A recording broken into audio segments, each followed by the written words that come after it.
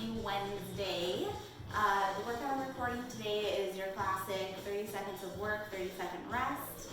Now you may need to increase the working time if you find that you're not challenged enough. That could look anything like 40 seconds of work with a 20-second break or 50 seconds of work with a 10-second break. The goal is to give yourself enough time to get to the next movement and not be too winded and too fatigued that you're compromising your movement pattern, okay? Because if you're compromising your movement, you're not really getting the full amount of energy expenditure out of that workout that you can, or you might be wasting energy too. So the first movement that I'm going to show you is just the classic burpee, okay?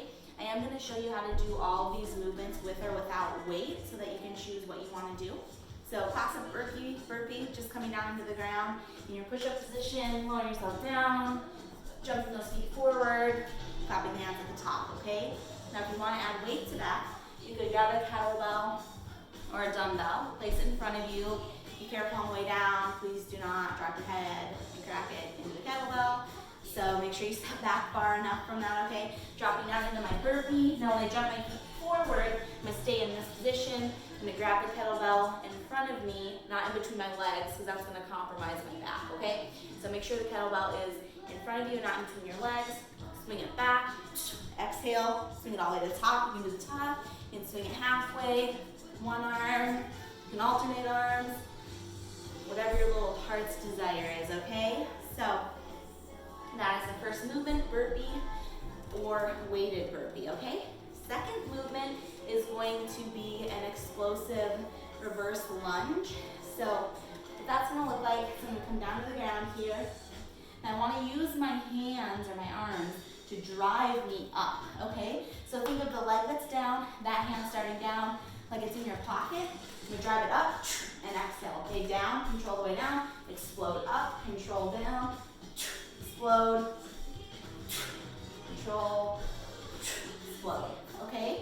Now, if you want to make that movement more challenging, you can add a band, okay? Band placement is going to be about 2 to 3 inches above the knee. I'm probably going about 2.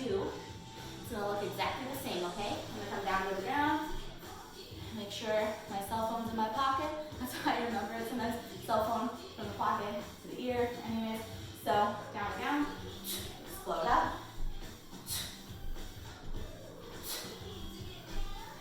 Control on the way down, explode on the way up, okay? Make sure you choose a band that you can do that smoothly with. You're not jerking because it's too, I hate to say too strong of a band, but you know what I'm saying, y'all. Okay, now the last movement is what I like to call squat, squat, press. Now, if you're doing this without weight, what's gonna look like is feet hips distance apart if you wanna do more of a classic squat. Okay, now if you wanna challenge yourself a little more, bring your feet closer together. That's what I'm gonna do today. Okay, so we're gonna go down into a fold up squat, into a pull squat or a quarter squat, and then come back up to the top, okay? Now what that's gonna look like is I'm gonna bring my arms in front of me here, squat, squat, press, okay? Squat, squat, press.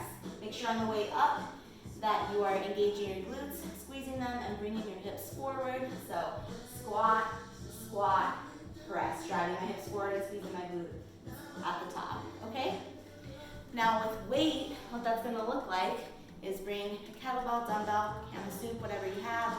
Again, I'm gonna do narrow stance squat. I'm gonna bring my arm out as an indicator just to make sure I'm not dropping my chest. I'm keeping my chest tall, okay?